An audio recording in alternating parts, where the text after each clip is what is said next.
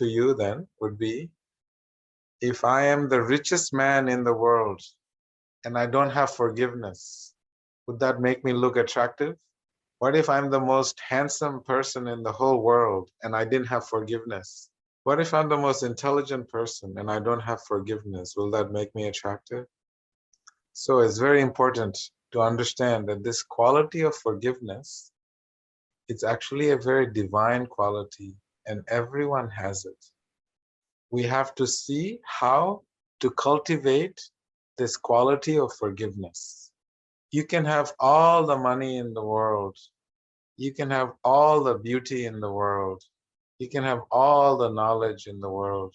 All of this, you can have all the knowledge, but to have relationship with someone that is not forgiving, you're going to have a lot of difficulty having a relationship with someone who knows everything and has no forgiveness. That means one small mistake will destroy everything. People who do not practice forgiveness often end up with not a lot of friends.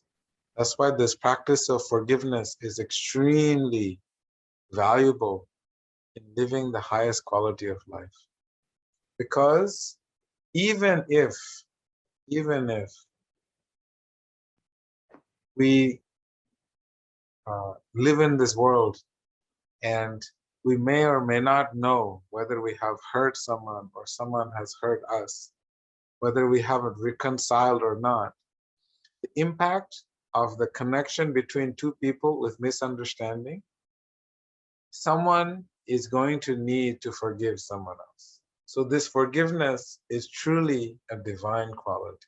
So we'll understand very soon who to forgive and why. The first thing is we have to see, I want to first go inwards and then we'll go out, is why we need to forgive. So we need to forgive because we are the ones that is carrying the baggage and the pain of someone hurting us. For example, we started discussing last week the importance of learning to forgive oneself. Everyone remembers? So just recapping, it's so important to forgive yourself because we have a very toxic relationship with ourselves. For example, if you have a toxic relationship with eating, where you don't respect your body, you don't respect yourself, and you just shove food down your system, then the Oscar, body is going to feel very offended, very hurt. Who here eats what their body is really needing and is valuable? It adds tremendous value to the body. Not many of us, we don't. So what we have done is we have tortured our body and we have never asked ourselves to forgive. And the way when we eat food, did we really think it was going to be good for our mind? It's going to be good for our senses? Did we actually think that this food is going to be good for my heart? Or did we just eat because we were frustrated and angry? And so there is many things that we have done to this body. And this body is now causing us some difficulties. And then the second abuse that we have caused to the body is through our drinking. Did we, every time we do something, did we ask ourselves and give ourselves permission for doing whatever we have done in life? Ask ourselves permission. So there's many reasons we have to forgive ourselves. Because when we are torturing ourselves, we also start to compound guilt upon ourselves. I should have done better, but I didn't do it. So how do we know that we need to forgive ourselves? There is two simple principles to know if you need to forgive yourself or not. One thing you'll realize, there's something called a chakra, Sudarshan chakra. And for us, there's something called Kala chakra, which is time. And when we don't take care of our bodies and we abuse our bodies, time will let you know very quickly that you drinking nonstop will let you know that you can't live like this anymore because your livers will get destroyed. You can go anywhere in the world to try and fix the mistakes that you have made, the abuse that you have made, but no one can solve your problems unless you solve it yourself. So time will let us know. Very big indicator. So time is one of the biggest factors to let us know that we need to forgive ourselves. It's one of the biggest indicators. For example, if you keep abusing your liver and your kidneys by drinking alcohol all the time, it'll tolerate you 1 month, 1 year, maybe 2 years, 3 years of continuous abuse. Time kicks in and your liver is finished. Then you can go from one rehab to another, one doctor to another, telling them your side of the story, why you drank, and you can explain all the stories you want. No one can solve your problem. You have to come back to yourself because no one can solve that problem. This is called the Kala Chakra, or time. I give you a small story. This is a story of someone who's operating on a divine consciousness. And this is a story of Ambarish Maharaj, a great saintly king. He had a visitor who was a pious, angry Brahmana. And that Brahmana came in just after he had finished eating. And so the king asked for forgiveness, but this Brahmana was very angry. So he cursed him, said, "You have no proper etiquette, no proper behavior, so I curse you to die." But because the king was so spiritually connected, so divine in his character, flawless, then the divine chakra, the divine time is called Sudarshan chakra. So for us who are not divine, there's something called Kala chakra, the material energy vortex. And for those who are divine, they have something called the Sudarshan chakra, which is the spiritual energy vortex. So the spiritual energy vortex immediately came and counteracted the material Kala chakra, the material energy vortex of this Brahmana, the angry Brahmana. So this Brahmana now felt defeated.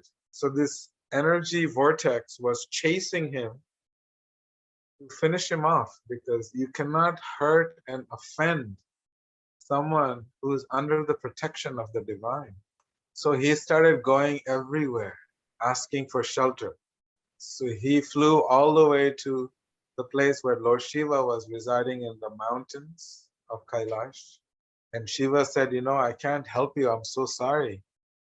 Then he went to Brahma, who is the creator of the universe, and he told him his side of the story.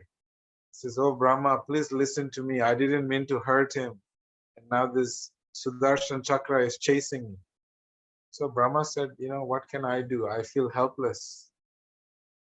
With this spiritual energy vortex of Sudarshan chakra, I'm helpless. Maybe you should go to Vishnu."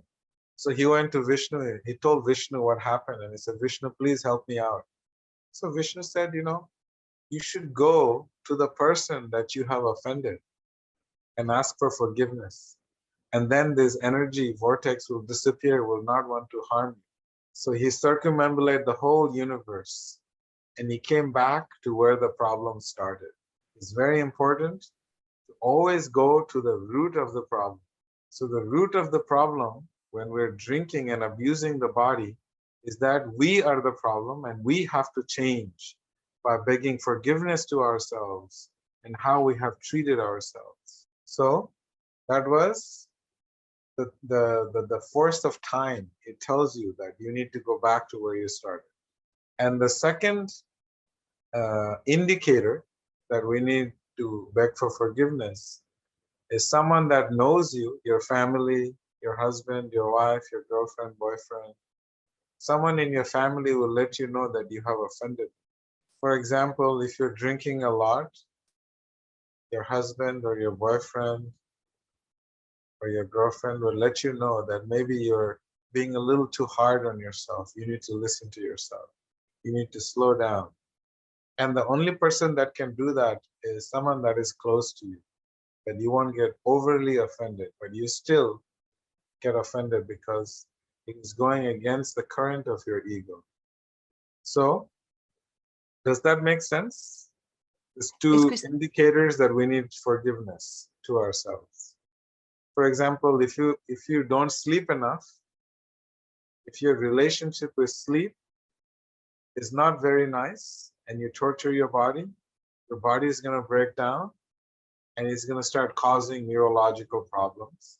So it is very important to always be mindful and conscious of the fact, the damage that we cause to ourselves and how much we torture ourselves through our food, through drinking, through lack of sleep, through not giving ourselves permission and doing everything we have done in our life without our permission, without your own permission. Yes, so the mind will torture you because we are absorbing information. All our desires are coming through the five senses. When we hear good music, we desire certain kind of music. We see something, we desire. We hear something, we desire. We touch something, we desire. We smell something, we desire.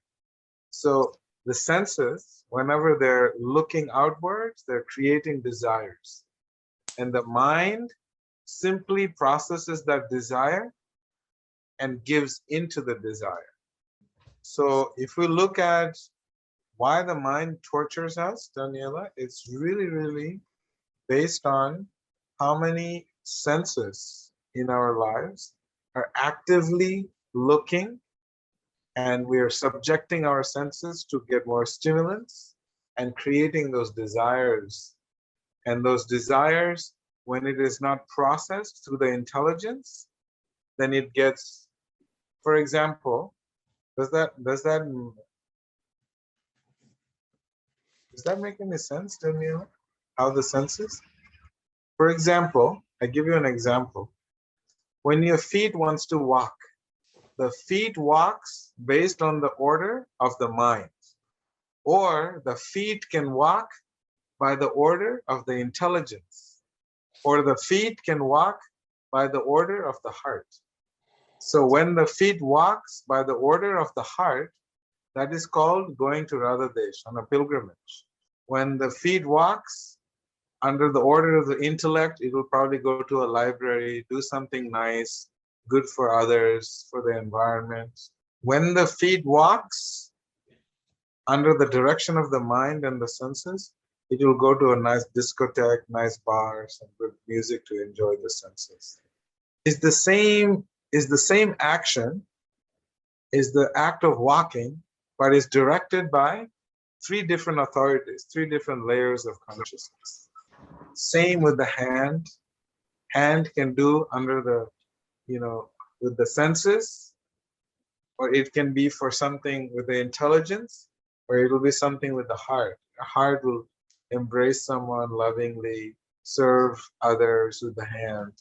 So it all just depends who is manipulating the actions of the body. I want to give you 3 practical steps on understanding how to start the art of forgiving yourself. So the first step is an acknowledgement of the torture that we have caused on ourselves. So how do we know? Then we first ask ourselves our relationship that we have with our food. What we eat, is this food good for our body, our mind, and our heart? Okay, and then second, once we find out, you will notice what kind of food you're eating. When you eat food given to you by your mother, which is Mother Nature, then it's so beautiful. You would be surprised. For example, when we went to eat in Pavian's corn maze, then you could see all the beautiful grains, all the beautiful vegetables, all the fruits, and all the nuts that she used. She used everything that was given to her by Mother Earth, every aspect of it. So what she was feeding us was literally Mother Nature's gift. So when we ate the food, you could literally taste the consciousness of Jean-Luc and Fabian taking Mother Earth's love, putting it on the plate, and letting us honor it. So you realize the relationship that you have with eating. Do you eat from your mother, what mother gives you, or do you eat something that is not provided by your mother? What mother gives you is very nourishing for your heart, for your soul, and there is no sin involved in eating that food because she is giving this to you. So when you have this kind of a diet, you will naturally realize that your relationship with food is very, very healthy. But when you eat food that is, synthetic, then your body system, you will start to crave it more. When you eat sugar, it wants more sugar. And when you drink alcohol, your body will want more alcohol. So then that's when we start to start going into the path of being very abusive to our bodies. And then you'll see, you watch your pattern of sleep. Do you give yourself some beauty sleep that your body needs? Do you respect your body to give it enough sleep? So then the third part is all the actions that you do throughout your life. Do you ever ask yourself, my dear Daniela, do I give myself permission to wake up in the middle of the night at 10 p.m. to have some ice cream? Do you ever ask yourself? Do you give yourself permission to go be in a relationship with someone that is not treating you nicely, that mistreats you? It's very important that we have to analyze it in this way. How acknowledging how we have not been very kind to ourselves. We have been kind to others, but we have not been kind to ourselves. So the first level is acknowledgement. And the second level is we have to see what is the impact. How has the relationship that we have had such a hard, we've been so harsh to ourselves, how has it impacted us? What has it done to our relationships, our friendships? What has it done to our body? What has it done to our mind? So we have to understand the impact. And you'll be surprised that most of us, the impact of abuse that we have caused ourselves is so much that we are actually living from that space. So first one is acknowledgement. The second is we have to study the impact. And then when we see the impact of how we have hurt ourselves so much, then we have to, whatever is it that we're doing, whatever pattern of traumatic life that we're living, we put a stop to it. And the way we put stop to it is by changing our environment. Is very important. If you continue to live in that environment after you acknowledge what it has happened, how damaging it has been, and you don't change the environment, then your relationship and your forgiveness to yourself has not been complete. So we have to continue this process of acknowledgement, to study the impact, and change our environment to try and better and forgive ourselves. Small changes, huh? Small. Not don't try to climb the tree. Changing geography is never the first solution. It is changing the mindset, which is really critical.